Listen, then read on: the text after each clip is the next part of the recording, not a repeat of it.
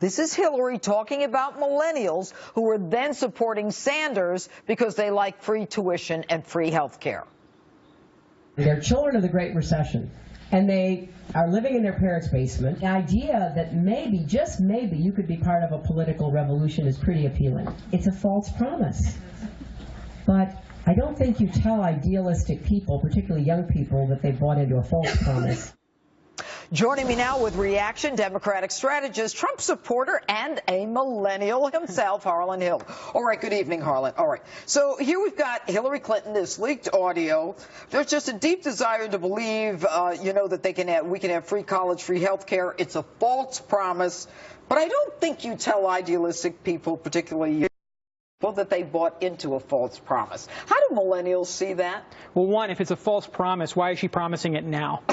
You know, no, seriously, ask yourself that. And I think that just demonstrates that she's willing to say and do anything to get elected. She doesn't believe this. It's just like with TPP. She has backtracked and been on so many sides of different issues. I don't know where she really stands. Okay, so if I'm a millennial, and there are 83 million of them in this country, and she's calling me a basement dweller and saying, that you're stupid to believe this stuff, where's my loyalty now? Well, to an extent, she's right. Too many of my fellow millennials are living at home, and it's because they are victims of Obamanomics, economic policy that she promises to continue. I mean, it's stagnant economic growth. We're graduating from college with enormous debt, no job prospects. So she's right to an extent. Too many of us have been left behind by this economy, but it's ridiculous to think that her solutions are going to fix anything. Okay, but then doesn't that move them toward Donald Trump? Because in terms of the economy, he always beats her on that issue. If it weren't for the media, I'd say so.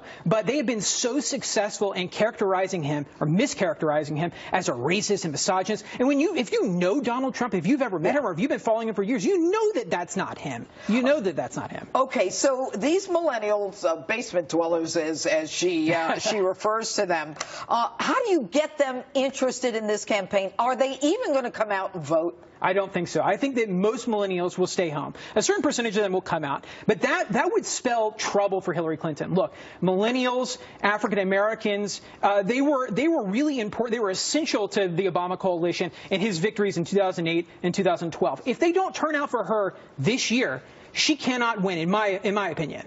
All right. You know what's interesting about that, Harlan, when you say that is, according to a Fox poll, 9 out of 10 Romney voters are Trump, but only 8 out of 10 Obama voters are with Hillary. Absolutely. So she's not even doing as well with her base, and Trump is even doing better. Absolutely. And you know what? I'm convinced. I'm among a lot of silent Democrats. For a while I was silent because I was afraid of the blowback from declaring the fact that I'm a Democrat that supports Donald Trump. A lot of people are closeted. And I know of other Democratic consultants just like me that are not willing to risk their career and their friends to support Donald Trump, but they will do it when they vote on Election Day.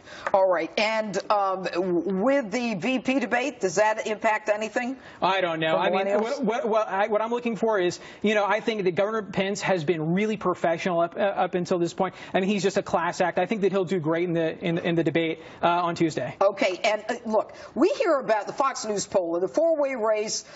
Hillary beats Donald, and in a 2-way race, Hillary beats Donald.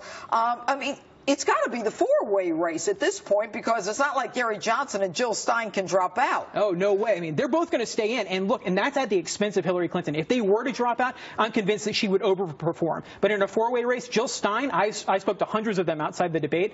Those are people that would have otherwise been in her column, and they're not. Jill's pulling them over. So Jill Stein hurts Hillary. Absolutely. All right. Absolutely. Harlan Hill, always great to see you. It really is. Thank you. All right. Stop and frisk becomes a topic in the race for president. That's next.